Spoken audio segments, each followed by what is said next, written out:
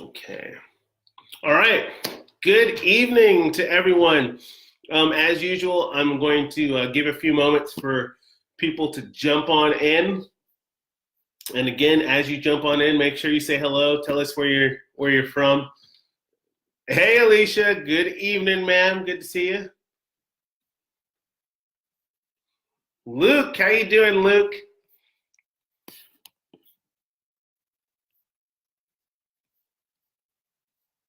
Awesome. Okay. And in a moment, as usual, we're going to start going over some of the email questions that come in. And don't forget as well, if you have questions and we have the time to get to them, go ahead and post them in the comments. And I'm going to try and get to those questions. Howdy, Mel. Good to see you from North Texas. Welcome, Mel.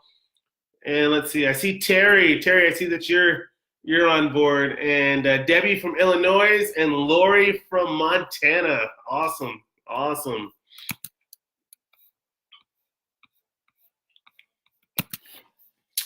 And as folks are joining us this evening, I see Terry from Maynard. I didn't realize. Yeah, you're in Maynard, Texas, there, Terry. So that's awesome. That's awesome. You're not too far. And then Marilyn Mitchell from California. Howdy, Marilyn. So I also wanted to do a shout out to all of the Steady Horse moderators. Our moderators are outstanding.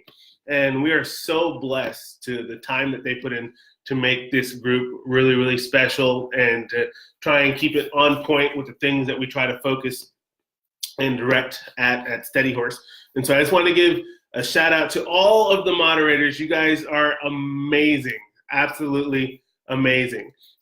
Shannon and Nancy and Alicia and Stephen and Donna and last but not least, Regina. Thank you so much for everything you guys do to make Steady Horse what it is. And a lot of y'all might not be aware, but they do a lot of work behind the scenes, working pretty hard to make sure that Steady Horse continues to be absolutely awesome, and that it's a safe place where people can talk about things and discuss and share, and where we can all build our confidence together and make sure that we are doing the absolute best for our horses that we possibly can. So lots of love to y'all. I really, really appreciate everything y'all do. Y'all are absolutely awesome. And I see Valerie from Maryland. Welcome, Valerie. And Sherry Miracle. Good evening, Sherry. Let's see, Kathy McGee and Diane Carlson. Howdy. And Renata. Good evening. Good evening. Okay, so I'm going to go ahead and jump right in here. Let's see. So I've got one question from a Steady Horse Club member that I want to address. This one says, what exercises or ideas do you have to help a Missouri Foxtrotter, 3 years old, to begin to foxtrot that is now hard trotting? She says she sent him to a trainer for 60 days to get some initial riding on him, and they pushed him into that hard trotting to get him moving. And so before he left home, he was foxtrotting, but now since he's come back from the trainer, she's not able to get him foxtrotting. So it's really interesting because whether you're riding a gaited horse or even if you're not riding a horse that's gaited, you want to have the softest trot possible, right? You know, nobody wants that real jarring up and down trot. And so a lot of times when you're starting a horse and you're working with the horse, sometimes things get a little bit ugly before they get better. So, you know, if you're asking for forward and you're putting a lot of pressure for that horse to go forward, that horse's legs are going to kind of be scrambling and they're going to be moving out. And there's not going to be that level of suspension in that trot that you're looking for, that glide, okay? And so that comes with time as that horse builds its confidence. So a horse with 60 days on it, it doesn't surprise me that he's not just giving you a nice, soft, fluid foxtrot that you're looking for. But as you're gradual with it and you begin to build his confidence, most of these horses very naturally will begin to find those gaits that they're able to do. And part of it's going to be adding a little bit more impulsion from the hind end, encouraging suspension, because a lot of times when people add impulsion, where they're pushing from behind with their legs and pushing that hind end up underneath that horse, what happens is a lot of times we're trying to get a little bit of collection and we're trying to get vertical softness in our horse, and sometimes we're holding that horse back and too short, and so they don't have enough ability to have that suspension mid-stride where you're getting that trot that you're looking for. So whether it's a gaited horse or a non-gaited horse, you're going to want to make sure that you're really teaching that horse how to push that back end up underneath them so that you get a little bit more suspension in that trot and it's more smooth. And then, of course, like with everything else, we want to be gradual, right? So just make sure you're not asking for too much too soon. Make sure you build that horse's confidence. You know, when you first working a horse, just make sure that they can walk, trot, canter, as best they can. You know, they don't have to be perfect, but you want to get them confident before you start refining those things. So at 60 days, it's not surprising if you're continuing to work that horse. Give him another 60 days before you really start to work on that. But make sure that he's real confident in just his regular walk, trot, canter, whatever that is. You know, work on those transitions, upward, downwards. Make sure they're fluid transitions. And once you get to that point, you're going to find that helping him to find those gaits is going to be a piece of cake. But he's got to have confidence in where he's at first. So I hope that that answers your question and makes a little bit of sense there. Okay, let's see. We got a few more people that have joined us. We got Lori from Texas and Lisa from Washington. Good evening, y'all. And let's see, Marcia from Illinois. Nancy, I see you made it this evening. And Tammy from Idaho. Oh, wait, and Maureen from Kansas. So good evening. And we got Waya. Hi, Waya. Okay, so we got Evelyn Foss. She wrote, what kind of groundwork should I do with my lazy horse of whom I have not ridden for 5 months? Oh, that's a really good question. In fact, I was just talking with somebody about that today. If you have a horse that really hasn't been working a lot, you really want to be slow and steady in the way that you build them up to working, right? You don't want to just pull a horse out that's been sitting for several months and just start cantering them and cantering them and cantering them, right? That just doesn't make sense. That horse is going to be sore. They're not going to be feeling very well at the end of that session. And of course, the next day, they're really going to feel it. You know, the horses get sore just like we do.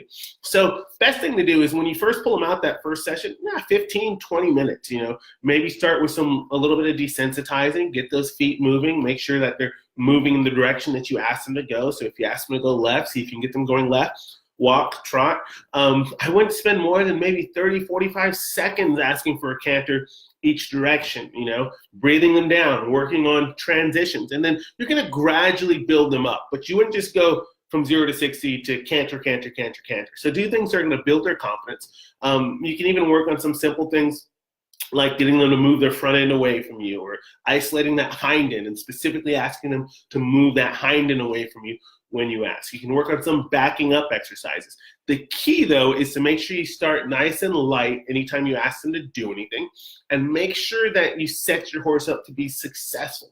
So don't have an unrealistic expectation. So what I mean by that is just take whatever progress your horse gives you. If they give you a half a step, take that, then work on that step or 2 steps, but don't ask for much more past that for that first session. And then gradually build on each session, because you're going to build your horse's physical stamina. That's important, right? But you also want to build their mental stamina, their emotional stamina, and you want to build their confidence. And so by working with them gradually, you're much more likely to get them confident. So great question, Evelyn. Fantastic question. And I think it's so important to make sure that we are fair, gradual with them, and we're not asking too much too soon. Okay, Stephen Smith, good evening. Good evening. Playing with your granddaughter. Yeah, absolutely. You can take all the time to play with Leora that you need. I hope she's doing well. and I hope y'all had a great time. Let's see here. So also, I want to say hi to Cindy from Florida, and Robin. Howdy, Robin.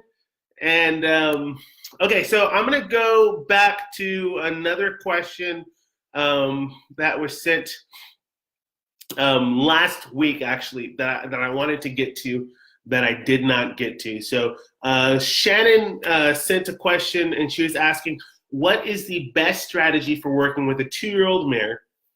And she put groundwork and spooking. And so a 2-year-old obviously is going to be a horse that has a lot of energy, right? And so when you're working with a horse that's got a lot of energy, you want to make sure that you are focusing that energy on something productive. So with young horses, if you're not directing that energy, if you're not directing their feet, they're more likely to get in trouble, if you will. You can think of them like kids, right? If you don't have some structure for your kids, they're going to be getting in all kinds of trouble, throwing crayons all over the place and pulling out the toilet paper, whatever kids get into, right?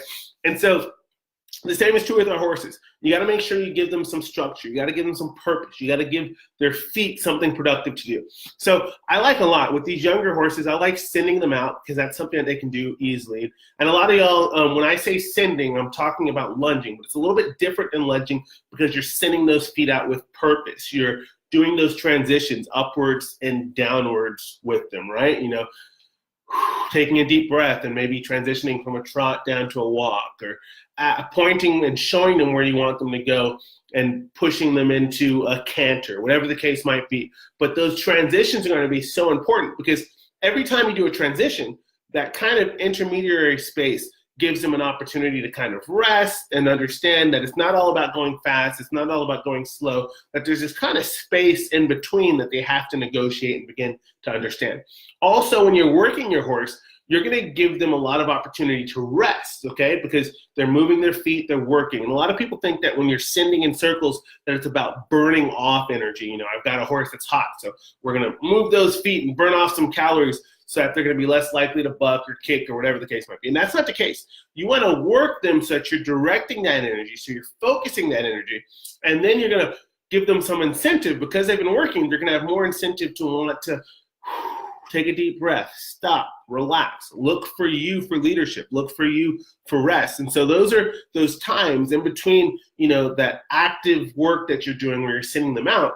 Make sure that you take a lot of advantage of those times when you stop them, when they lower that head, when they soften their countenance. Go in there and start rubbing and loving on your horse, encouraging them, letting them know that they're doing a good job. So just as important as sending them out and getting them physically moving, it's really, really important to make sure that we stop and affirm them in between each exercise.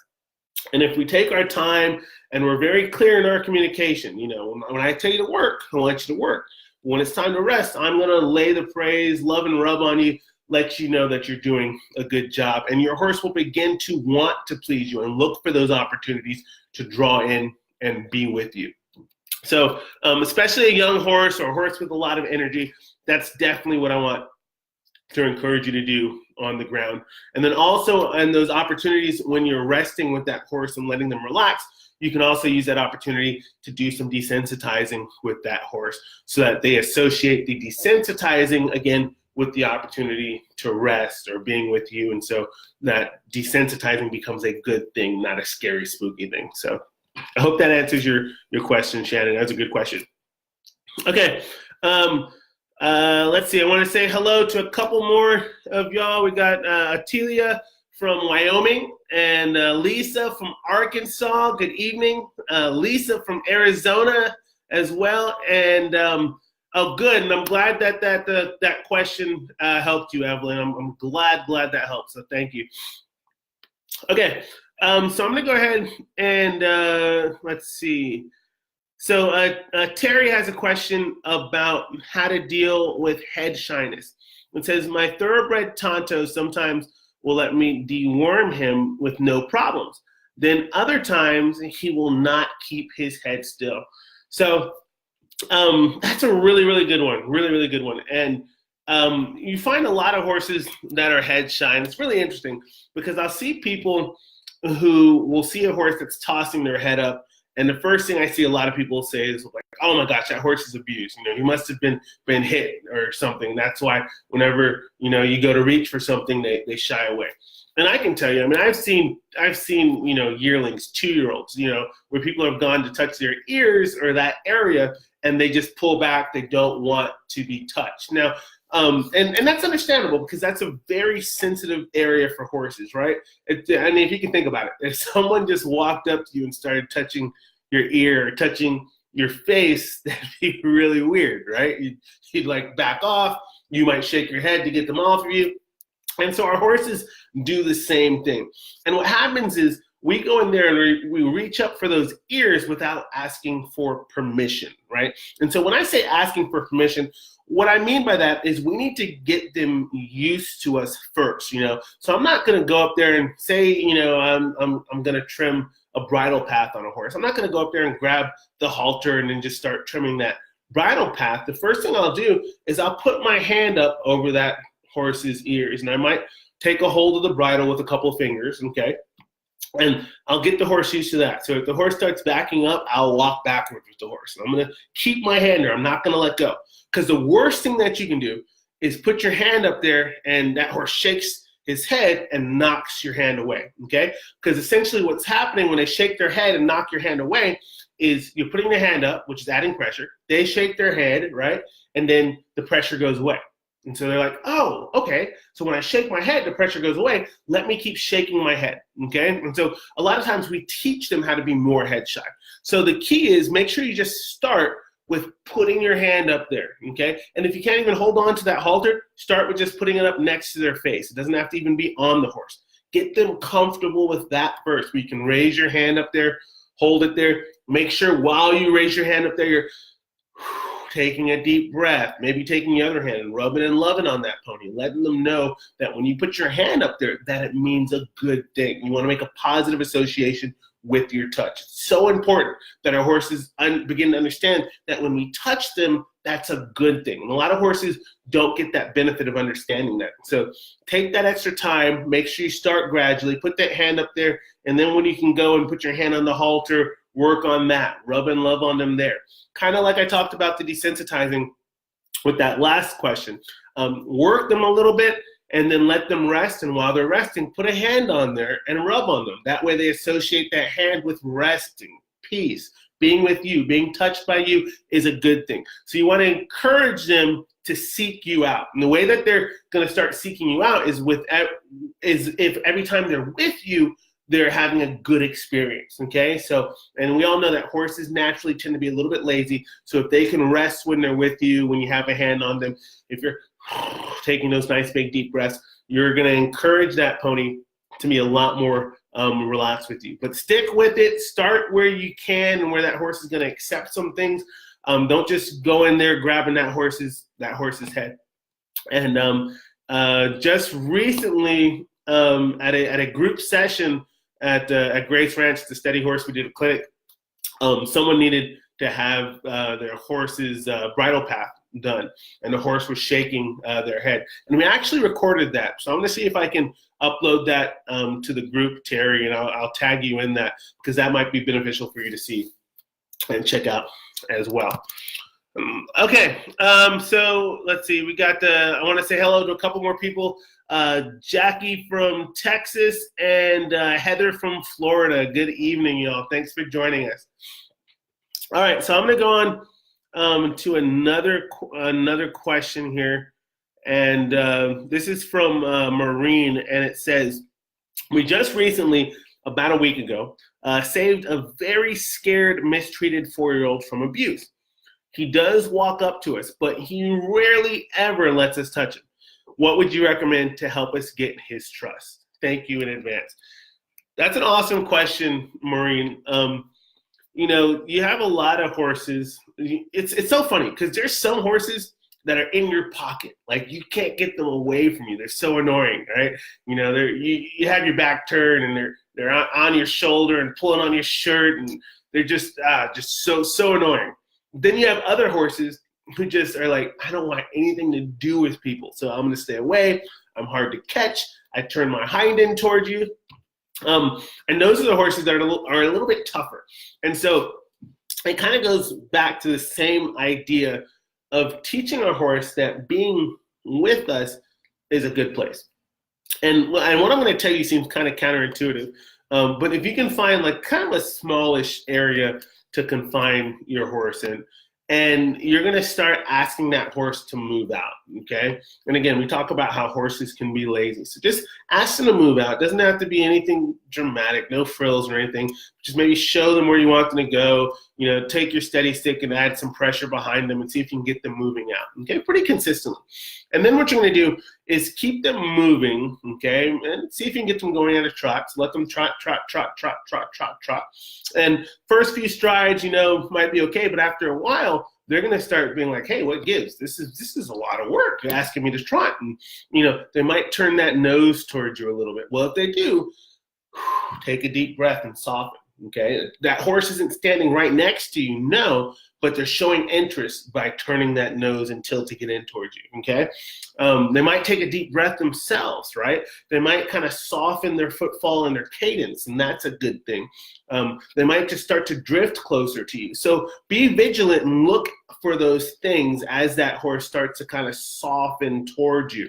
And when they do, take a deep breath, step back, see if you can draw that horse's nose, their eyes, their attention towards you. And when their attention is on you, just stand still, take a deep breath, let them rest while their focus is on you, okay? And so gradually what's going to happen is that horse is going to begin to understand that when their focus is on you, they're not going to have to work as hard, right? They're not going to have to move those feet all over the place. But say that horse turned away from you and turned that hind end from you, well, then you're, come on, let's go, let's walk, let's move, let's trot, you know, get them moving in a circle until they incline themselves towards you. So start there, you know, start at a distance that your horse is comfortable with, but you can start by just getting your horse to appreciate the opportunity to incline themselves and orient themselves towards you. Because if they're not even orienting themselves towards you, they're kind of just acting aloof and turning away from you, well then, yeah, you're not going to get to the point to where you can touch them. But work on that, and then you can work on getting closer and closer, you know. And again, this might take you 3 days, 4 days, a week, depending on just how much the trauma that this horse has experienced is.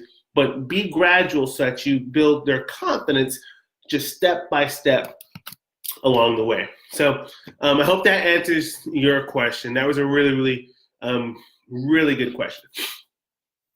Okay, I've got a question from Patricia. It says, hi, Noah, my horse loads well into the trailer, but he backs out clumsily, rudely, or impatiently. I can't tell what's his issue. How do I slow him down when backing up? So that's another good question, Patricia, and this is a common issue that I see is like horses that just rush out of that trailer. And, you know, when a horse just rushes out of that trailer, a lot of things can happen, right? They can trip and fall, they can hurt themselves. Also, too, if they've gotten in the habit of that, you might not have had them untied and then they're rushing out. The next thing you know, they're sitting back, they're panicking, they're freaking out. If you have a horse that's not taking their time when walking out of the trailer, what I would do is I'd load that horse into the trailer, let them rest in that trailer, and then try to back them up just literally one step at a time. What I see a lot of people doing is they're saying back, back, back, back, back to their horse, which is good. You want to give a verbal when you're asking them to back out of that trailer. And remember, when they're backing up, they're putting a lot of trust in you because right behind that tail underneath them, you know, they have limited visibility. And so when they're stepping down, a lot of times they don't realize where they're stepping down. And so some horses, instead of just thinking about it and being methodical and thoughtful about stepping out of that trailer, like, oh my gosh, I don't know where I'm stepping. It's so scary. It's so spooky. Let me just rush out of there and get it over with as soon as possible, okay? And so what we want to do is we want to take those deep breaths, slow them down. Start with just one step, tell them back. Another step while you tell them back, then release the pressure. Give them a rub, lay the praise, good boy, good girl. Let them know they're doing a good job. Then once you get to that edge of that trailer, you're going to give them another verbal cue to let them know that they're stepping down, they're stepping off. So you might say down, which is what I say with my horses. So I'll say back, and then back, release, give them some love and some rubbing, then back, then back. And so now they're right up to that edge and it looks like they're going to step down. And I'll say down, down. And then as they step down even, I might add a little bit of pressure. I don't want them to shoot right off, and I'll have them take it nice and slowly, okay? So what's gonna make this better is the repetition of loading them up, slowly backing them out, loading them up, slowly backing them out, one step at a time. And with time, they will learn that they can trust you because you're giving them plenty of cues, plenty of notice to set them up. And they'll begin to make that paired association with whatever cue you give them that, hey, she's helping me out. She's guiding me step by step. She's holding my hand. You know, when I go down, it's not a surprise anymore because she lets me know when I'm stepping down. And so I don't have anything to be worried about. So I hope that helps. That was a really, really good question. Okay. Let's see. We had a couple more join us. So hi, Kate from Arizona. Good to see you, Kate. Good evening. We got Susan from Georgia and Anne Marie from Kentucky. Howdy, Anne Marie. Good evening. All right. Let's see here. So let me see what we're looking at. So I'm going to do one more question before we finish up here. And I'm just going through here. Okay, all right. So Janet B. Hannon, she says, hi from Kentucky. How do I discipline, hi. She says, how do I discipline my horse from trying to nip when in cross ties for grooming? I don't want to smack him. What pressure do I use for that action? That's an awesome question. This is kind of a controversial issue too, because a lot of people, like our first kind of reaction when a horse hits you, and maybe I'm on an island here, but when a horse bites me, right? My first reaction is like, oh, you want to smack that horse, right, and get after him and be like, get off me, you know better, right? And it just really aggravates you when a horse goes up and just nips at you, right? And so think about this, because you really have to be careful and use judgment in the way that you discipline a horse. Because if you just, go out there and smack that horse, a lot of times you're going to end up making that horse more head shy. You're going to make that horse more worrisome. 9 times out of 10, by the time we catch up and get by that horse and get after them, that horse has already forgotten what's happened. So if it catches you off guard, right, most times you're not going to be in a position to correct them properly, okay? So what I mean by this is when a horse bites you, they usually give us a lot of warning signs before it gets to that. And we have to be vigilant and pay attention, okay? So first of all, if a horse bites you, that means that they're, in my opinion, they're a little bit too close into your space, okay? So that might mean that you need to keep that horse off of you a little bit. So if you have a horse in a cross tie, you know how some horses will do, they'll start like poking their nose out, right, and kind of leaning forward, that kind of thing. Make them take a step back, say, hey, no, sir, back up. But you have to be vigilant and you have to be consistent so that they begin to understand and recognize your boundaries. Now, before they actually bite you, they're going to creep into your space. That nose is going to protrude. They might pin those ears back. Correct that behavior. Correct that thought, that ugly attitude that they get before they actually bite. If those ears go back them up a little bit. Say, no, sir, no, ma'am. Stand there, but you can't bite me, because that is not allowed, okay? Here's the other thing. If your horse does bite you, okay, and say you just, say it was like perfect timing and you were able to catch it and kind of saw it right before it happened, and you want to get after your horse, the thing is you don't want to just smack them in the face. You can add pressure to them. You might ask them to go backwards. You can even come up from underneath and give them a little pop. And sometimes because you come up from underneath and they don't see your hand coming because they have a blind spot right underneath that nose, what will happen is you'll catch them off guard. And a lot of times these horses will go, oh my God, where'd that come from, right? And so they learn a lesson, but they're not associating it with you, taking your hand and striking them, because you don't want to instill fear in them in that way. But you also want them to be safe and respectful. So I know it's hard because nobody wants to hit their horse, but there are some times when coming up from underneath that face, under that blind spot, and just give them a little tap on the jaw, it catches them off guard, and they begin to pay attention and say, oh, maybe I shouldn't have done that. And as soon as you do that, if they step back and they're away from you, go in there and rub and love on them. Make sure you rub on their face, make sure that they're not reacting to your hand. And if they are, make sure you desensitize them and let them know, hey, these hands are made to love on you, not to strike you or hit you. And so it's a tough call. It really is. But what you want to do is make sure that if you are disciplining, make sure you do it the right way.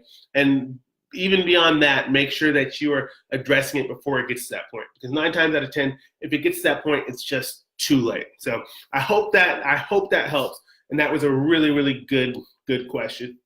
Listen, I want to thank you all for coming and joining me this evening for another Facebook Steady Horse Live. I really enjoy the opportunities to spend some time with y'all and for us to talk about some things. And don't forget, if you are a Steady Horse Video Club member, you can always go into the club and submit these questions via the club form. And that way, for our next Facebook session, I'll be able to address all that. Next week, I'm super excited because we have something special planned for y'all. And we're still kind of working on which day of the week it's going to be, but we're going to be doing a live webinar. And I think that's going to be a lot of fun. So make sure you look out because we are going to announce that a little bit beforehand. Make sure you look out for that. And I think y'all are going to enjoy that. I know I am. And I look forward to spending some time with y'all next week as well. So y'all have a great, great week. I pray that God keeps you guys safe as you're working with your horses. And I pray that your horses just always are taking care of you guys. And I know a lot of people think it's funny. In fact, I saw somebody posted in the Facebook group. They mentioned where they saw me praying for these horses, and they thought it was funny that I prayed for my horses. But it's so important, I feel like, to really take the time to appreciate these gifts that God has given us. And I believe in Jesus. I believe in God. And I believe that God protects us if we ask for that. And so I always am praying over people when they're at my place doing clinics. I pray for y'all on Steady Horse that God will keep you safe, that he'll protect you, and that he'll take care of you.